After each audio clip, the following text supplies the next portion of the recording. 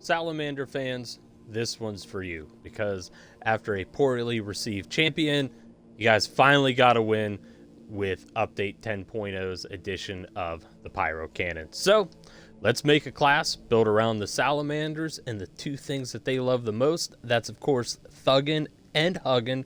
So the idea behind this class is we are going to make everyone feel nice and warm inside, whether that's helping out the bros or lighting the enemies of the Imperium on fire. We're building a class around everybody's favorite big brothers, the Salamanders. So our weapon loadout, it's all going to be heat based. We're going to be grabbing the new Pyro Cannon here. I will show you real quick what I use for my personal build. So I am using the Ophelian Liberation. And as for the perk tree, it's very straightforward.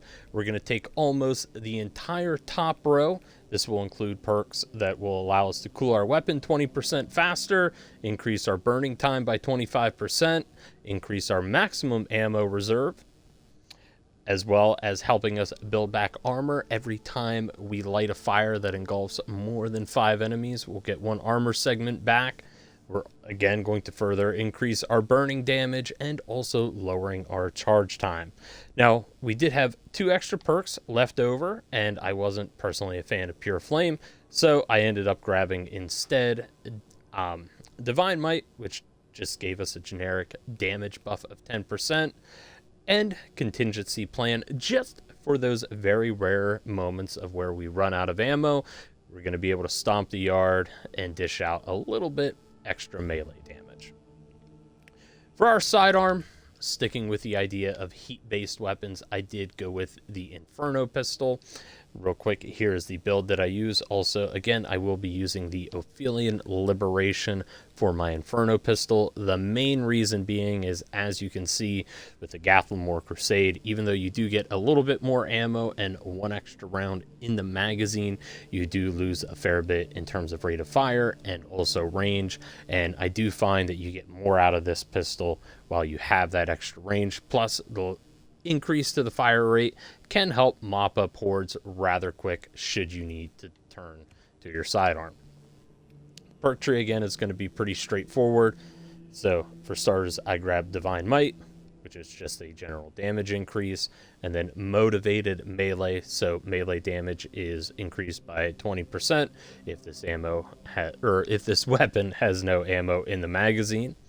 And then Great Might, which will help against Terminus level enemies. However, I will say I would not recommend using this on it, but if you're in a pinch, you will get a little bit of a damage buff.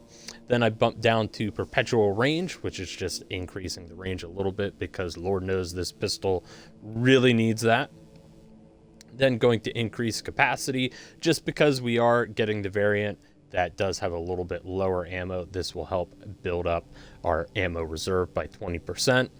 Then over to Adamant Restoration. So anytime that your health is below 30%, you're going to be able to recharge your ammo reserve by 25% for this particular weapon.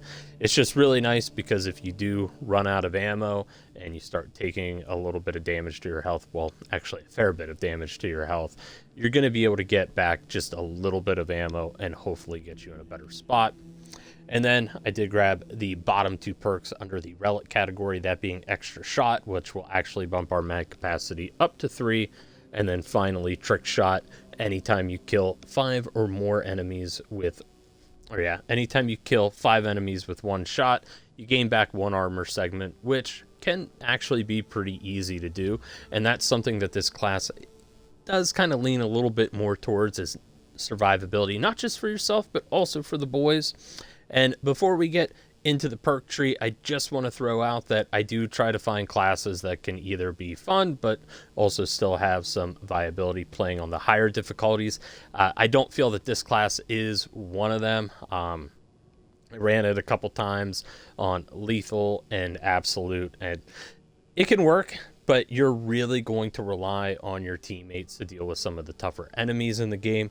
However, I did enjoy this one. It's just something fun to run on lower levels while helping other people rank up their weapons or just their characters. It was just a nice little change of pace because you are very limited in your range. And when it comes to dealing with Majoris and Extremis, and even to an extent Terminus enemies, they can be a little tricky to deal with. However, the Pyro cannon is pretty good at dealing with Terminus enemies. I actually think it's really phenomenal because once you get them lit on fire, you're able to do some very serious damage to them. And finally, real quick, before we get into the perk tree, I just do want to address something here real quick. So in one of my last videos, I had mentioned that the Ultramarine armor pieces had been unlocked if you had the season passes. That is false. As you can see, it is unlocked, or it is locked again. Before I was able to attach some of those pieces. However, this was all due to a glitch, and it has gone back to something that you will have to purchase.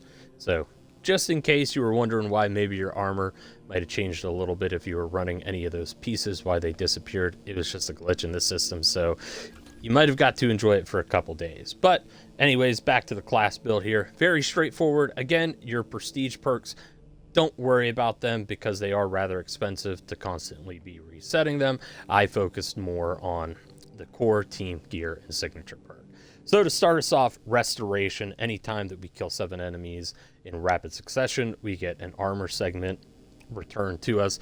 Cooldown is very short. It's only 15 seconds. This is going to help keep us alive because one of the things that I did notice, not only just with the heavy, but also with the tactical to a much lesser extent, was anytime I was using the Pyro cannon, it did feel like I was taking a lot more damage than normal. And I think that's purely because you have to get so up close to them, and it is more of an extended killing time compared to something such as like the Melta rifle.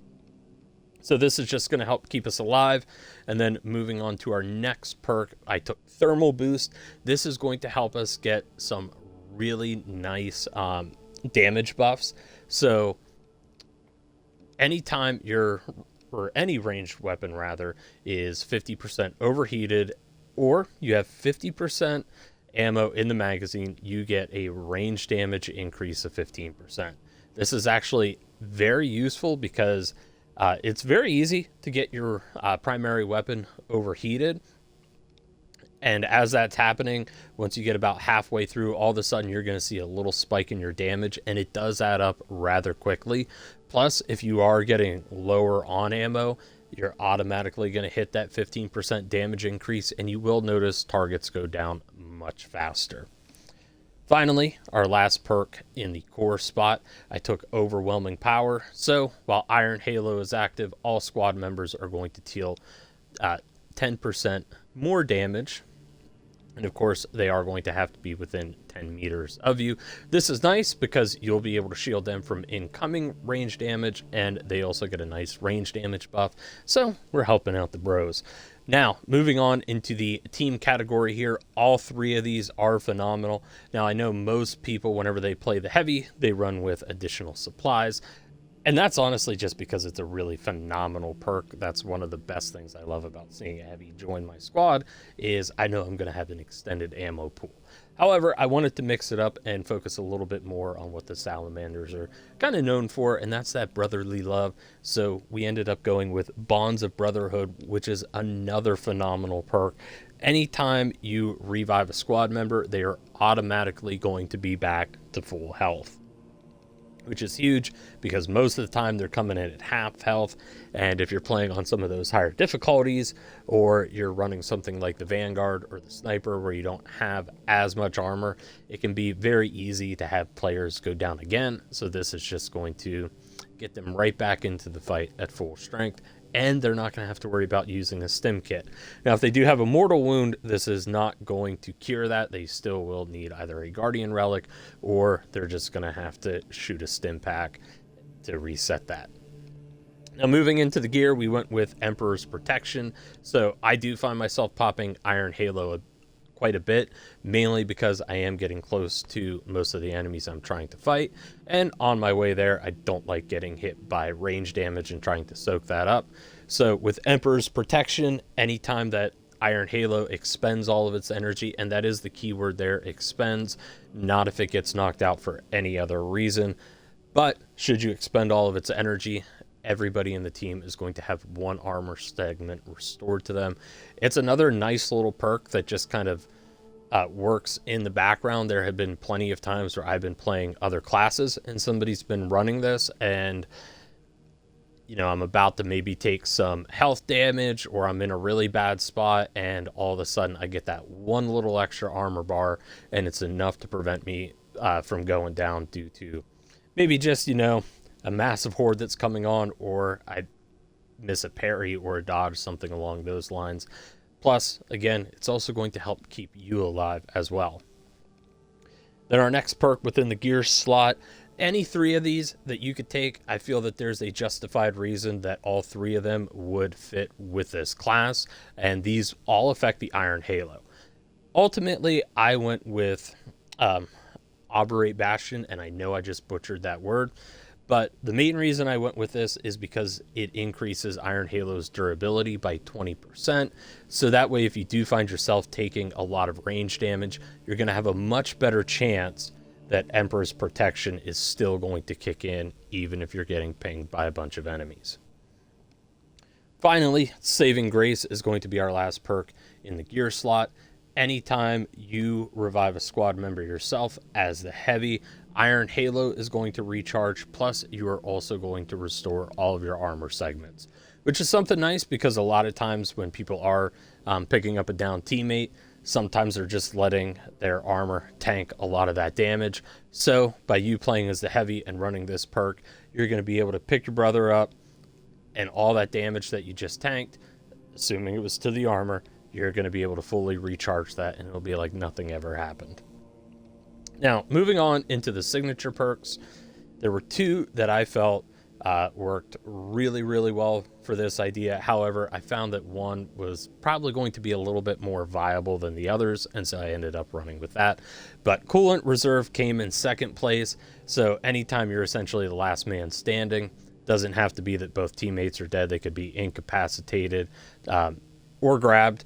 You get a damage buff of 15%, plus your primary weapon can't overheat.